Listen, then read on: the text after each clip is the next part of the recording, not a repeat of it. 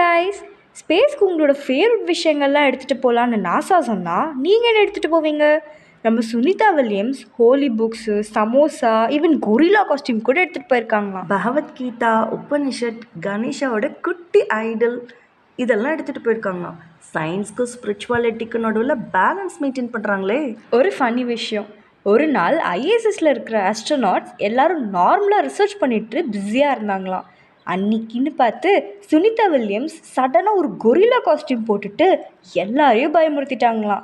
அந்த ஜீரோ கிராவிட்டியில் ஒரு ரியல் கொரில்லாவே பறந்து வந்த மாதிரி எல்லாருக்கும் ஃபீல் ஆகி பயங்கரமாக பயந்துட்டாங்களாம். நாசாலியோட ஹிஸ்ட்ரியிலேயே இதுதான் first space prank. Sunita Williams space ட்ரெட்மில்ல பாஸ்டன் மேரத்தான் ஓடினாங்களாம். ஆனால் ஜீரோ கிராவிட்டியில் எப்படி ஓடினாங்க? நாசா புஞ்சி கார்ட்ஸை அவங்க கூட ஃபிக்ஸ் பண்ணி விட்டுட்டாங்களாம். இல்லைனா மேரத்தான் ஓடுறேன்னு சொல்லி ஸ்பேஸில் பறந்து போயிருக்க மாட்டாங்க. Sunita Williams 50+ hours space walk பண்ணி ரெக்கார்ட் கிரியேட் பண்ணியிருக்காங்க. 42 கிலோமீட்டர் மேரத்தான் ஸ்பேஸில் ஓடணும்னா கொஞ்சம் மோட்டிவேஷன் வேணும்ல. Eye of the tiger song கேட்டுகிட்டே மேரத்தான் ஓடினாங்களாம். நம்ம சுனிதா மேம்க்கு சமோசான்னா ரொம்ப பிடிக்குமா.